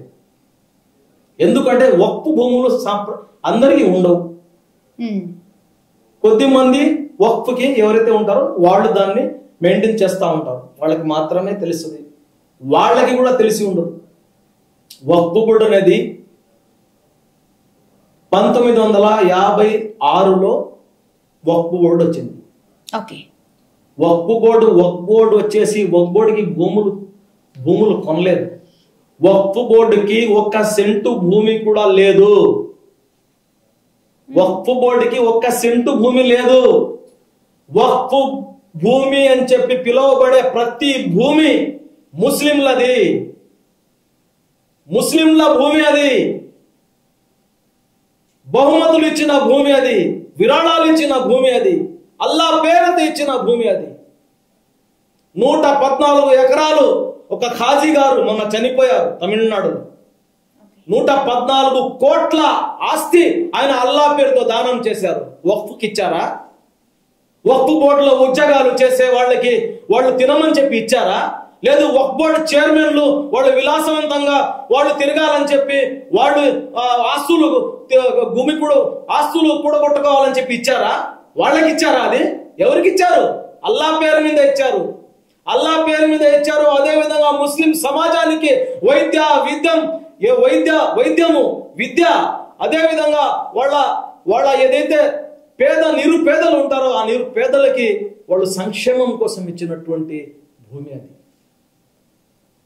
అది తెలియక ఈరోజు వక్ఫ్ బోర్డు అంటే గవర్నమెంట్ కదా, గవర్నమెంట్ భూములే మాది అంటున్నారు కదా అని చెప్పి చెప్తా ఉన్నారు. అవగాహన లేకుండా మాట్లాడుతున్నారు. ఎక్కడ పెడితే అక్కడ మాది, ఎక్కడ పడితే అక్కడ మాది అని చెప్పి ఎవరు చెప్పరమ్మా. పాత రోజుల్లో ఒక జామియా మస్జిద్ ఉంటే ఆ జామియా మస్జిద్ కి ఊరు అవతల ఏమన్నా 10 ఎకరాలు భూమి ఉంటే ఆ భూమి దానం చేసేవాడు, బహుమతిగా ఇచ్చేవాడు, వక్ఫ్ చేసేవాడు. వక్ఫ్ చేస్తే ఆ వక్ఫ్ అక్కడ ఆ ఊరి అవతల, అంటే మీరు హైదరాబాదే 30 ఏళ్ల క్రితము అవుట్కట్స్ లో ఎలాంటి విలువలు లేవు. ఈరోజు బంగారం రేటు ఏదైతే ఊరవతల ఇచ్చారో ఆ ప్రాపర్టీని వాళ్ళు ఏమో పట్టించుకోలేదు. ఆ భూములు ఎవరైతే బహుమతులుగా తీసుకున్నారో వారు పట్టించుకోలేదు. ఎవరైతే మస్జిద్ కమిటీలుగా ఉన్నారో వాళ్ళు పట్టించుకోలేదు. వాళ్ళు ఏదో ఉండిలో వచ్చే డబ్బులు దాంట్లో వచ్చే లీజ్కి ఇస్తారు కదా భూములు, దానికి వచ్చే వందల దాంట్లో నుంచి సర్దేసి చేస్తా ఉన్నారు. ఎప్పుడైతే విలువ పెరిగిందో కొంతమంది కళ్ళు దాని మీద పడ్డాయి. వాళ్ళ తప్పు లేదు, వాళ్ళకి ఇది అవసరం. ఆ భూమి వాళ్ళకి అవసరం పడింది. ఫ్యాక్టరీ పెట్టుకోవాలా, ఏదో కంపెనీ పెట్టుకోవాలా అని ఎవరిది అని చెప్పి చూశారు. వక్ఫ్ బోర్డుదే అన్నారు. అక్కడ ఉండే అధికారులకి ఏదో లంచాలు ఇచ్చేసి, అక్కడ ఉండే వాళ్ళకి ఏదో 4 రూపాయలు ఇచ్చేసి ఆయన దాన్ని కబ్జా చేసుకున్నాడు. అది అడుగుతున్నాం మేము. అంతేగాని మేము చేయి పెట్టిన చోటల్లా మేము మా నమాజ్ చదివినది అంతా మాది అని చెప్పి ఎక్కడ చెప్పడం లేదు. భూముల రేటు, భూముల విలువలు పెరిగిపోయినాయి కాబట్టి ఈరోజు ఏమంటే ఈ సమస్య వచ్చి పడింది. 56లో వక్ఫ్ బోర్డు తయారైంది దేనికంటే, ఏదైతే ముస్లింల ప్రాపర్టీలు ఉన్నాయో దానికి ఉండేటటువంటి ముతవల్లీలు, ముజావర్లు, ట్రస్టీలు వీళ్ళు రక్షించుకోలేకపోతున్నారు. ఇలాంటి ఆక్రమణలు జరుగుతున్నాయి. ఎవరైతే కొంతమంంది బలవంతులు ఉన్నారో వాళ్ళు వచ్చి ఆక్రమణ చేస్తున్నారు, వీళ్ళని ప్రొటెక్ట్ చేయండి అని చెప్పి ఒక వక్ఫ్ బోర్డుని తయారు చేసింది 1956లో. తయారు చేసి అందులో వచ్చే 7% ఆదాయం తీసుకొని ఆ వక్ఫ్ బోర్డుకి, ఆ ముతవల్లీలు, ఆ ట్రస్టీలు, ఆ యొక్క మస్జిద్ మెయింటైన్ చేసే వాళ్ళు ఇనాం, ఎవరికైతే ఇనాం హోల్డర్స్ ఉంటారో వాళ్ళు ఈ వక్ఫ్ బోర్డుకి కడితే ఆ 7% జీతాలు తీసుకుంటూ ఈ భూమిని కాపాడాల్సినటువంటి ఉద్యోగం వాళ్ళది, వక్ఫ్ బోర్డు వాళ్ళది. వక్ఫ్ బోర్డుకి సొంత భూములు లేవు. వాడకంలో చెప్తాం ఇది వక్ఫ్ బోర్డుది, అది వక్ఫ్ బోర్డుది, ఇది వక్ఫ్ బోర్డుది అని చెప్పేసి. వక్ఫ్ బోర్డుది అంటే ముస్లింల భూమి, వక్ఫ్ బోర్డుది అంటే గవర్నమెంట్ భూమి కాదు. ముస్లింలు కష్టార్జితం, ముస్లింలు సంపాదించి ఇచ్చినటువంటి భూమి. ఎందుకంటే ఎక్కడి నుంచో అవినీతి చేసి ఇచ్చే రోజులు లేవు. అప్పట్లో నిజాయితీగా సంపాదించి ఇవ్వాలా, నీ ఆస్తిలో ఇవ్వాలా. ఆ ధర్మాన్ని పాటించే వాళ్ళు ఇచ్చినటువంటి భూములై. మరి అలాంటప్పుడు దీనిలో మీరు అంతగా భయపడాల్సిన అవసరం ఏముంది? నాన్ ముస్లిమ్స్ అధికారులుగా ఉన్నారు, వాళ్ళు ఉండకూడదు అని చెప్పేసి మీ సైడ్ నుంచి వస్తున్న ఒకటి. సో ఎందుకు అంత ఘనంగా నాన్ ముస్లిమ్స్ ఉండకూడదని మరి మీరు ఫీల్ అవుతున్నారు? ఉంటే ఏమవుతుంది? ఇది ఒక వివక్ష. ఇది కావాలని చేస్తున్నట్టుగా మనం ఫీల్ అయ్యి అని చెప్పి అనుకుంటున్నారు. కాదు, ఇది ఒక రకమైన వివక్ష. ఇది ఒక ముస్లింని గుడికి బోర్డు మెంబర్గా ఇస్తారా అవకాశం? ఒకనొక టైంలో తిరుపతిలో చాలా మంది ముస్లిమ్స్ ఉన్నారు, మైనారిటీ తెగకు చెందిన వాళ్ళు ఉన్నారు. బట్ ఇప్పుడు ప్రెసెంట్ సిచ్యువేషన్ మారింది కాబట్టి దే ఆర్ చేంజింగ్ లాట్ అనేది మనం వింటున్నాం. కానీ ఒక టైంలో అయితే ఉన్నారు కదా. కరెంట్ అఫైర్స్ మీద ఇప్పుడు పరిస్థితులను బట్టి మాట్లాడుతున్నాము. ఓకే, ప్రత్యేకంగా ఎందుకు తీసుకొని వచ్చారు ఈ చట్టము? ఈ ముస్లిమ్స్ ఏదైతే ఇన్స్టిట్యూషన్స్ ఉన్నాయో దాంట్లో హిందువులు ఉండాలని చెప్పి ఎందుకు తీసుకొని వచ్చారు? ఒకటి అడగతానమ్మా నేను. ఈ రోజు కూడా గ్రామాల్లో ఉండే దర్గాలన్నీ నాన్ ముస్లిమ్సే వాళ్ళు ఆ గంధాలు నిర్వహిస్తారు. మీకు తెలుసా? నాన్ ముస్లిమ్స్ చేస్తారా? నాన్ ముస్లిమ్స్ చేస్తారు. ఆ సర్పంచులు, అక్కడ ఉండే ప్రెసిడెంట్లు వాళ్లే ముఖ్య అతిథులుగా పోతారు, వాళ్లే గంధం నిర్వహిస్తారు. ఎన్ని దర్గాలు ఉన్నాయమ్మా, హిందువులు గంధం వాళ్ళు పూర్తిగా వాళ్లే ఆ దర్గాలో నిర్వహించే కార్యక్రమాలు చేసే ఎన్ని ఉన్నాయి. ప్రత్యేకంగా ఇది తీసుకొని వచ్చి పెట్టి దీన్ని హైలైట్ చేయడం ఏమిటి? మమ్మల్ని కావాలని చెప్పి టార్గెట్ చేసి చేయడం కాదా ఇది? మరి ఇన్ని వాటిలో ఉన్నాయని మీరే ఒప్పుకుంటున్నారు. అలాంటప్పుడు ఇక్కడ కూడా ఒక 2 ముస్లిం నాన్ ముస్లిం వాళ్ళు ఉంటే ఇబ్బంది ఏంటి అనేది నా ప్రశ్న. ఇది వచ్చిందే కావాలని, ఇది తీసుకుని వచ్చి ముస్లింలు రోడ్ల మీదకి రావాలా, ముస్లింలు వచ్చి దీని గురించి ప్రొటెస్ట్ చేయాలా, ముస్లింలని బద్నాం చేయాలా అనే విధంగా దీన్ని చేశారు. ఇప్పుడు ఒకటి అడుగుతానమ్మా మీకు, 1 నేషన్ 1 ఎలక్షన్ 1 రేషన్ అని చెప్పి ఏదైతే యూనిఫామ్ సివిల్ కోడ్ తెస్తామంటున్నారో అది రాకముందు అది తెస్తామంటున్నారు కదా, మళ్ళీ ఇది సపరేట్ గా సవరణ ఎందుకు? ఎందుకు చేశారు? దానికి సమాధానం చెప్పండి మీరు. అంటే మీ ఉద్దేశం ఇది ఏదైనా రాజకీయ కుట్రానా? 100% రాజకీయ కుట్ర కూడా ఉండొచ్చు దీంట్లో. వీళ్ళు ఎవరు ముస్లింలు ఎవరు కోరుకోలేదు, ఈ చట్టాలు తీసుకురండి అని చెప్పి ఎవరు కోరుకోలేదు. ఎవరైతే బడాబాబులు ఈ ముస్లింల ఆస్తుల్ని ఆక్రమణ చేస్తున్నారో, ఆ ఆస్తుల విలువ పెరిగిపోయి 1000 కోట్లు అయిపోయిందో, దాన్ని లీగలైజ్ చేసి దానికి తెచ్చినటువంటి చట్టం ఇది. దీన్ని గుర్తించాలా మీరు? నేను చెప్పాను కదా, యూనిఫామ్ సివిల్ కోడ్ వచ్చేటప్పుడు ఈ చట్టం ఎందుకు? మళ్ళా అన్ని దాంట్లోనే వస్తాయి కదా. ఎప్పుడైతే 1000 కోట్ల లక్షల కోట్ల ఆస్తులు మహానగరాల్లో ఏదైతే heart of the city, heart of the town లో వచ్చేస్తున్నాయో, అవి అన్ని ఏమంటే లీగలైజ్ చేసేదానికి చేసినటువంటి ఒక స్ట్రాటజీ ఇది. ఓకే, సరే, ఇదంతా మనం పక్కకు పెడితే చార్మినార్ కొన్ని దశాబ్దాలుగా దాని రూపురేఖలు, అంటే చార్మినార్ అంటే మీరు చార్మినార్ని చూడండి, చార్మినార్ చుట్టూ ఉన్న ప్రజలు వాళ్ళ జీవన పరిస్థితి చూద్దాం. కొన్ని దశాబ్దాలుగా చూస్తే ఎక్కడన్నా ఒక పురోగతి కానీ అభివృద్ధి కానీ ఉంది అంటారా? కానీ మీ వాళ్లే ఏళ్తున్నారు, మరొకరు అడుగు పెట్టే ఛాన్స్ లేదు, దాఖలాలు కూడా ఉండవు, రైట్? అలాంటప్పుడు అసలు అక్కడ అభివృద్ధి ఉందా? అదే గల్లీలు, అదే ఇరుకు, అదే మురికి కాదంటారా? ఒప్పుకుంటారా అసలు మీరు? ఓవైసీగా కానీ అక్కడ జరుగుతున్న ప్రతి ఒక్క రాజకీయంగా చూడండి, అసలు అభివృద్ధి అనేది ఎలా ఉంది మీ ఉద్దేశం? మా చార్మినార్ అనేది ఓల్డ్ సిటీ. అవును, ఓల్డ్ సిటీలో ఎక్కడ అభివృద్ధి చెందవు. మీరు ఒక చార్మినార్ గురించి మాట్లాడుతున్నారు. ఈ రోజు జైపూర్ పింక్ సిటీ అంటారు కదా, జైపూర్కి వెళ్ళి చూడండి. పింక్ సిటీ అంటే ఏంది? పింక్ కలర్ ఏదైతే స్టోన్స్ ఉంటాయో దాంతో నిర్మించినటువంటి ఒక నగరం పింక్ సిటీ. అంటే జైపూర్ మొత్తం పింక్ సిటీ కాదు. జైపూర్ అంటే షాపింగ్ కాంప్లెక్స్, ఏదైతే గుడులు, ఏదైతే వాళ్ళకి ఆఫీసులు ఉన్నాయో, అదే గవర్నమెంట్ కి సంబంధించిన రాజుల కాలం నాటి ఏదైతే ఉంటాయో పరిపాలన చేసేది, అది మొత్తం నిర్మించినటువంటి ఒక సిటీ, ఓల్డ్ సిటీ జైపూర్. జైపూర్కి వెళ్ళి మీరు చూడండి, అక్కడ ఎలాంటి అభివృద్ధి ఉందో మీరు చూడండి.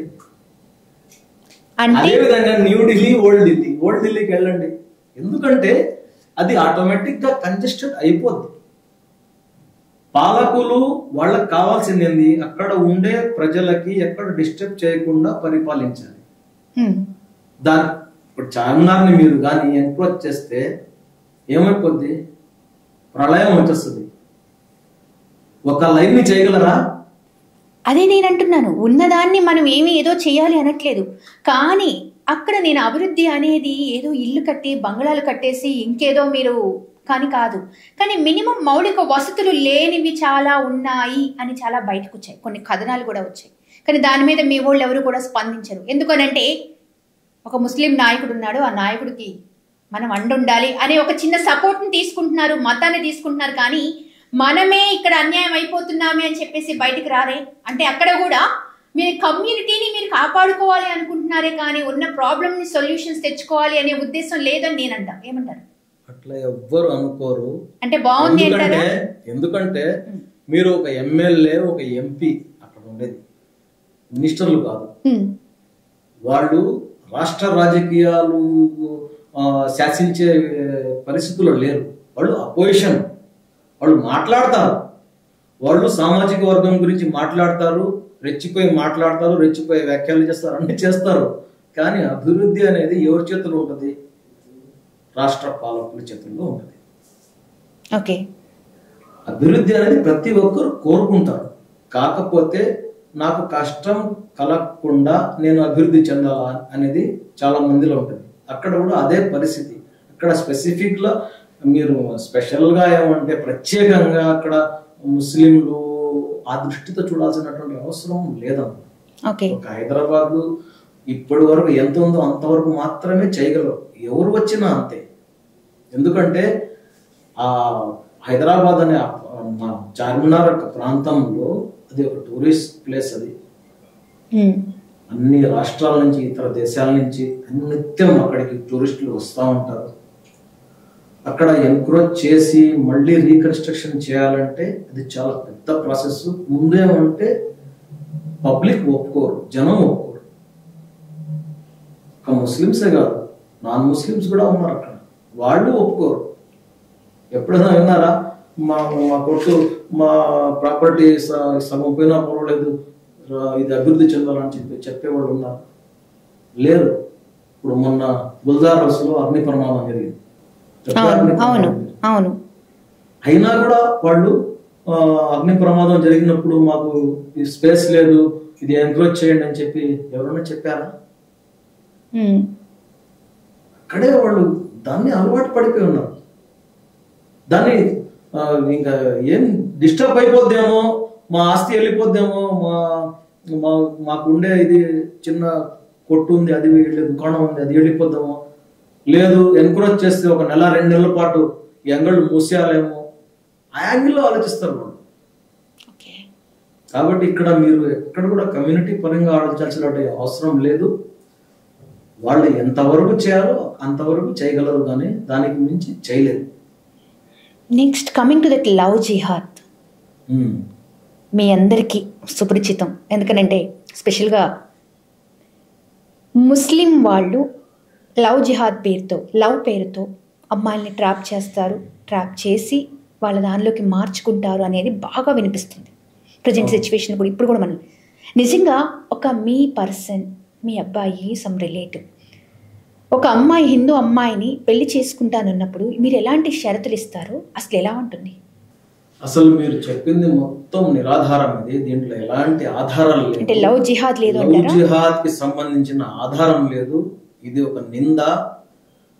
ఎలాగంటే ఏ అమ్మాయి అయినా నేను లవ్ జిహాద్కి గురి అయ్యాను, నా మీద లవ్ జిహాద్ అస్త్రం ప్రయోగించారు, వీళ్ళని తీసుకొని పోయి ఫలానా ఆర్గనైజేషన్ కానీ, ఫలానా కమిటీ కానీ, ఫలానా మస్జిద్ కానీ, ఫలానా చోటకి తీసుకుని పోయారు, వాళ్ళందరూ నాకు ఈ విధంగా చేశారని చెప్పి ఒక్క ఆధారమైన మీకు ఉందా? ఒక సౌత్ ఇండియా, దక్షిణ భారతదేశం, నార్త్ ఇండియాలో కూడా ఉందా? ఎంతో మంది అమ్మాయిలు ప్రేమ పేరుతో పడిన తర్వాత నువ్వు ఇదిగో ఇలానే ఉండాలి, నీ ఆచారాలు ఇవి ఇక్కడ ఉండకూడదు, నువ్వు బొట్టు పెట్టుకోవద్దు, ఖురాన్ చదవాలి, నీ మాట తీరు, మనిషి ప్రవర్తన మారాలి అని చెప్పేసి బాధపడి ఏడ్చి కొంతమంది వీడియో చేసి ఉన్నాయి. సో దీని ద్వారానే లవ్ జిహాద్ అనేది ఈ మధ్య చాలా ప్రబలంగా అంటే కనిపిస్తూ ఉంది. అమ్మాయిలు ట్రాప్ అవుతున్నారని. ఒకవేళ అంటే మీరు ఒక పెద్దగా నిజంగా లవ్ జిహాద్ అనేది లేదు అని మీరు అంటున్నారు కదా, ఒకవేళ మీ వాళ్ళు ఒక అమ్మాయిని ప్రేమించి, అమ్మాయి హిందూ అమ్మాయి, బ్రాహ్మిన్స్ అమ్మాయిని ప్రేమించి మీ దగ్గర తీసుకొచ్చి ఏదైతే మీరు మీ స్టైల్లో పెళ్ళి అనుకుంటే, ఆ అమ్మాయికి ఖచ్చితంగా ముస్లిం లాగానే తీసుకుంటారు, కానీ ఆ అమ్మాయిని హిందువులాగా నీ బతుకు నువ్వు అవునమ్మా అని చెప్పేసి అనగలుగుతారా?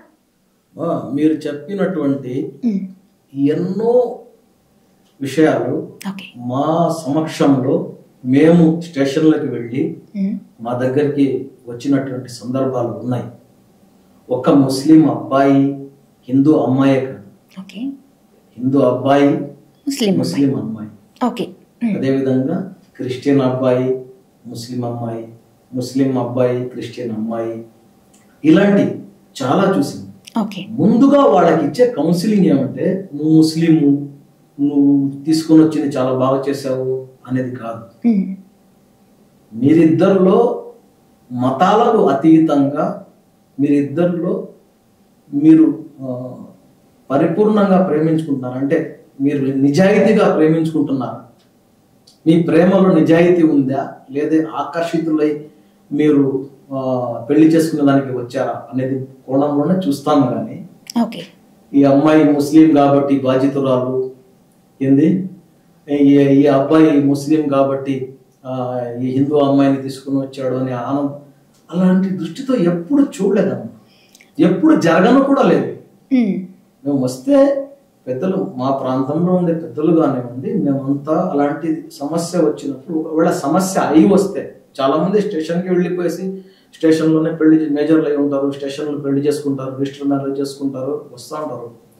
ఇది లవ్ జిహాద్ అని చెప్పి ప్రత్యేకంగా దానికి పేరు పెట్టి, ఒక లవ్ జిహాదే కానీ చాలా జిహాద్లు పెట్టేశారు. అసలు ఆ జిహాద్కి దానికి సంబంధం ఇచ్చి, జిహాద్ అంటే ఏంది? జిహాద్ పోరాటం, జీవన పోరాటం, స్ట్రగుల్ని మీ స్ట్రగుల్ ఫేస్ చేస్తున్నారు.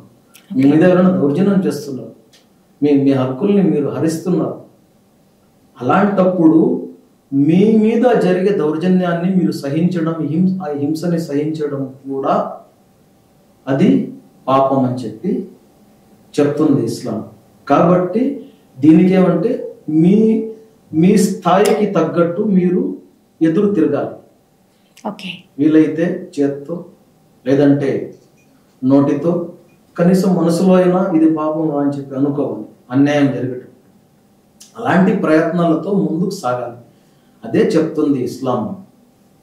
మానవత్వం పరిపూర్ణంగా జీవించే విధానం అని చెప్పి ఒక పక్క చెప్తూనే ఉంటే, మళ్ళీ ఈ నిందలన్నీ మీరు నింద వేసే ముందు కనీసం పరిశీలించాలి కదా. మీరు నింద అంటున్నారు, కొంతమంది ఇది నిజం అంటున్నారు. సో అందుకని ఈ క్వశ్చన్ రేజ్ అవుతుంది. అవునమ్మా, కొంతమంది నిజం అంటున్నారు. ఎవరు వాళ్ళు? స్వామి వివేకానంద వారసులా? చెప్పండి, ఎవరు వాళ్ళు?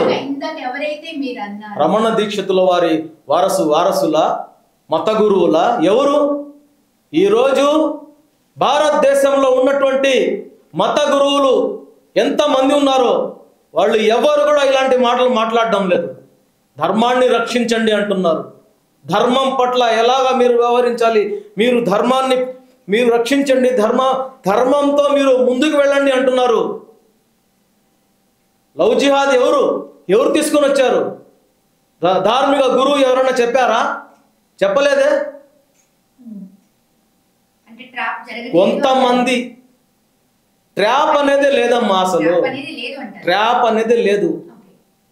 ఈ ప్రపంచంలో మన దేశం గురించే మాట్లాడుకుంటాము. ఇద్దరిలో పుట్టేది ప్రేమ. ఆ ప్రేమకి కులం ఉండదు, మతం ఉండదు. ఇది అందరికీ తెలిసిన వాస్తవమే. కాబట్టి ఈ 10-15 సంవత్సరాల నుంచే ఇలాంటి నినాదాలు, ఇలాంటి పదాలు పుట్టాయి. దాన్ని ఉద్దేశించి 20 ఏళ్ల ముందు ఉందా ఇలాంటి పదం? మీకు తెలుసు, మీరు నాకన్నా చాలా చిన్న వయసులో ఉన్నారు. నాకు తెలిసి 20 ఏళ్ల క్రితం లేదు, 90sలో లేదు. లవ్ జిహాద్ అనేది లేదు. ఎవరినైనా ప్రేమించుకోవచ్చు, ప్రేమించి వాళ్ళిద్దరికి ఇష్టమైతే పెళ్లి చేసుకోవచ్చు. ఇది కేవలం కొంతమంది మాత్రమే దీని మీద ఇలాంటి వ్యాఖ్యలు చేస్తున్నారు. ఒకటే అమ్మా, 100 కోట్ల మంది ఉన్నారు. 100 కోట్ల మంది ఉన్నారు కదా. వాళ్ళలో ఎంతమంది ఇలాంటి నిందలు వేస్తున్నారు చెప్పండి? కొంతమంది మాత్రమే ఉంటారు. మిగతా వాళ్ళకి జరిగేది ఒకటి, చెప్పేది ఒకటమ్మా. ఇక్కడ ఇప్పుడు మనం ఒక విషయం మాట్లాడుకుందాం. త్రిబుల్ తలాక్ ఇది నిజంగా ఆడవాళ్ళకి ఒక న్యాయమే జరుగుతుందా, అన్యాయం అంటారా? త్రిబుల్ తలాక్ అనేది ఎప్పుడు ఆడవాళ్ళకి అన్యాయం జరగలేదు. ఆడవాళ్ళు ఎవరైతే ఇప్పుడు త్రిబుల్ తలాక్ అని చెప్పేసి ముస్లింలు దీని మీద డిమాండ్ చేశారని చెప్పి త్రిబుల్ తలాక్ని తీసుకుని వచ్చారు. ఓకేనా? అసలు పెళ్ళి అనేది ఒక అగ్రిమెంట్. అగ్రిమెంట్ ఓకేనా? ఆ అగ్రిమెంటు మీరు క్యాన్సిల్ చేసుకోవాలనుకుంటే ఖులా కానీ తలాక్ కానీ, తలాక్ అంటే మగవాడికి ఇష్టం లేకుండా ఇవ్వడం, ఖులా అంటే స్త్రీ ఎవరైతే భార్య ఉంటుందో ఆమెకి ఇష్టం లేకపోతే ఖులా ఇచ్చేస్తుంది. ఇది కామన్గా జరగద్ది ఇస్లామిక్ కంట్రీస్లో. ఇష్యూస్ ఏమి ఉండవు, కామన్గా జరిగిపోద్ది. దీన్ని ప్రత్యేకంగా ఒక ఇష్యూ చేసి, ఇందాక చెప్పాను కదా, ఇది కావాలని చెప్పి ముస్లింలు రోడ్ల మీదకి రావాలని చెప్పి చేసినటువంటి ఒక స్ట్రాటజీ అన్నమాట ఇది. త్రిబుల్ తలాక్ ఒకటేమ్మా. ముస్లింలు పెళ్లి విషయంలో కానివ్వండి, విడాకుల విషయంలో కానివ్వండి స్పష్టంగా ఉన్నారు. కొన్ని చోట్ల జరుగుతాయి. అది ఒక ముస్లింలలోనే కాకుండా ఏ మతంలో అయినా ఆ సాంప్రదాయాల్లో వాళ్ళు సాంప్రదాయపరంగా పెళ్లి చేసుకుంటారు. మళ్ళీ వాళ్ళ హక్కుల్ని ఇవ్వకుండా వాళ్ళలో అన్ని చోట్ల జరగదు. ఇది మీరు అన్నది డైవర్స్ అనేది ప్రతి మతంలోనూ ఉంటుంది. నేను కాదనట్లేదు, కానీ త్రిపుల్ తలాక్ అనేది ఎందుకు ఇంత హైలైట్ అవుతుంది అంటే 3 సార్లు తలాక్ అనడం వల్ల విడిపోతుంది ఒక జంట అని మీరు చెప్తున్నారు. జస్ట్ ఒక అగ్రిమెంట్ అని, అంటే ఇష్టం ఉంటే ఓకే, ఇష్టం లేదు అని అంటే తలాక్ చెప్పేస్తాము. ఈ అగ్రిమెంట్ లో ఇందాక నన్ను మర్చిపోయాను, మీరు చెప్పడం మా బానిసలా చూస్తున్నానని చెప్పారే. ఈ అగ్రిమెంట్ ఏమంటే కేవలం నువ్వు నేను భార్య భర్తలుగా ఉండాలా, నీ హక్కులు ఏ ఉన్నాయో అది నేను నీకు ఇవ్వాలా, అంతేగాని ఈ అగ్రిమెంట్ లో భార్య బట్టలు ఉతకడము, భార్య వంట చేసి ఇవ్వాలి, భార్య కాళ్ళు పట్టాలి, భార్య సేవలు చేయాలని ఏం లేదు. చూడండి ఇక్కడ స్త్రీకి ఏ స్థానంలో పెట్టి ఉందో ఇస్లాం చూడండి. ఇలాంటివన్నీ దాంట్లో ఉండవు, అగ్రిమెంట్లో ఉండవు. అడిషనల్గా భార్య చేస్తుంది, అది చేయాల్సిన అవసరం లేదు, పని మనిషిని పెట్టుకుని చేసుకుంటుంది అనవచ్చు. కాకపోతే ఇక్కడ స్త్రీకి ఉన్నతమైన స్థానం ఇచ్చి స్త్రీ అంటే ఆట వస్తువు కాదు అని చెప్పి ఆ రోజే మహాప్రవక్త ముహమ్మద్ సల్లల్లాహు అలైహి వసల్లం వారు చెప్పారు. అయితే తలాఖ్ అనేది ఎప్పుడు వస్తుంది అంటే, తలాఖ్ మీరు చెప్తున్నారు కదా, తీన్ తలాఖ్ అని చెప్పి చెప్తున్నారు కదా, తలాఖ్ అనే ప్రస్తావన గురించి అసలు అల్లాహకు ఇష్టం లేదు, ప్రవక్త ముహమ్మద్ సల్లల్లాహు అలైహి వసల్లం వారికి కూడా ఇష్టం లేనటువంటి అంశం తలాఖ్. ఈ తలాఖ్ అనేది ఎప్పుడు వస్తుందంటే, ఏ రోజైతే భార్య భర్తను కోపం వచ్చే విధంగా, భర్త భార్యను చంపేసే విధంగా ఏమన్నా చేసేస్తే ఆ టైంలో ఆయుధం ఎత్తుకోకుండా తలాక్ చెప్పమని చెప్తుంది. ఆ సందర్భం అందరికీ సహజంగా వచ్చేస్తుందా? మీరు చెప్పండి. ప్రతి కుటుంబంలో సహజంగా వచ్చేస్తుందా? ఒక భార్య ఒక భర్తను చంపేసే విధంగా కామన్గా వచ్చేస్తుందా? ఏమన్నా చేయదు కదా. ఒకవేళ అలాంటి పని చేసే భార్య ఎవరన్నా ఉంటే ఆ భార్యని చంపేస్తే రాజ్యాంగం మిమ్మల్ని చట్టం ఒప్పుకుంటుందా? మీరు ఆలోచించండి. అలాంటప్పుడు తలాక్, అది కూడా ఒక్కసారికి కాదు, దాంట్లో కూడా ఆప్షన్స్ ఉన్నాయి. ఒక్కసారి చెప్పి పద్ధతి మార్చుకో, లేదంటే నువ్వు చేసింది తప్పు అని చెప్పి సమయం ఇచ్చి, తర్వాత మళ్ళీ ఒక సమయం ఇచ్చి ఒక ప్రాసెస్ లాగా ఇస్తారన్నమాట. దాన్ని ఏమంటే కొంతమంది నెగిటివ్ ప్రచారం చేసి, మీరే అవగాహన లేకుండా అడిగారు.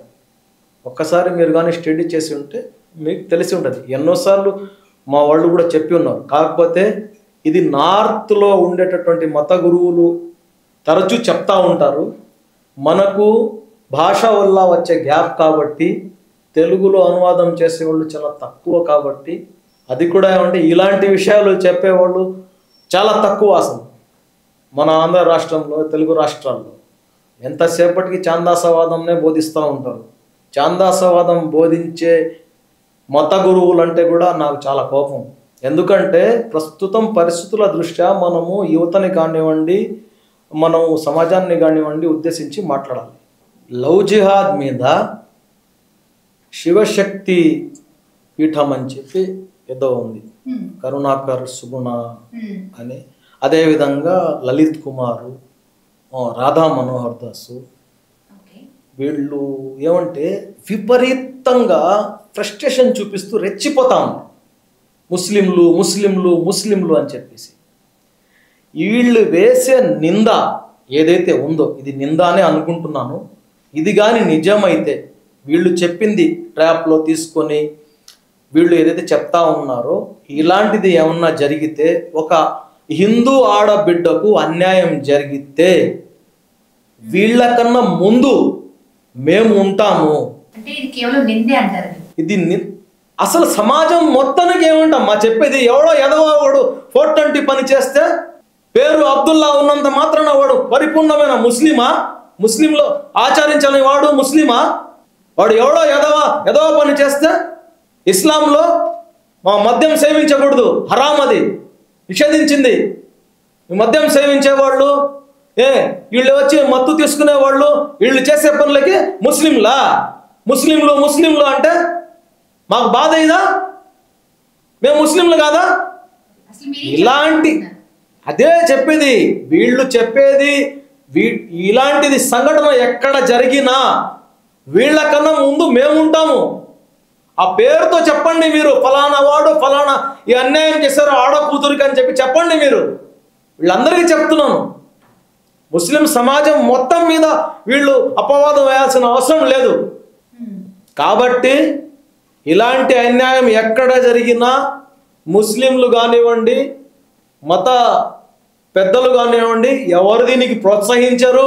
దీనికంటూ ప్రోత్సహించే ఒక ఇది లేదు, ఆర్గనైజేషన్ లేదు, ఒక సంఘము లేదు, ఎవరు లేరు. దీనికి ఎవడో చేసేస్తున్నాడు. దాన్ని పట్టుకొని లవ్ జిహాద్, ఫ్రూట్ జిహాద్, లడ్డు జిహాద్ పేర్లు అన్నీ వీళ్ళు తగిలించుకొని పోతా ఉంటే ముస్లింలు ముస్లింలు ముస్లింలు ముస్లింలేనా పేరు పెట్టండి. ఈ దేశంలో ఎన్ని పోలీస్ స్టేషన్లు ఉన్నాయో, ఎన్ని జైళ్ళు ఉన్నాయో, ఎంతమంది నేరాలు చేసేవాళ్ళు ఉన్నారో రికార్డు పరంగా అక్కడికి వెళ్ళి చూడండి. అందరూ ముస్లింలే ఉన్నారా? మీరు చెప్పండి, న్యాయం ఇది అన్యాయం కాదా?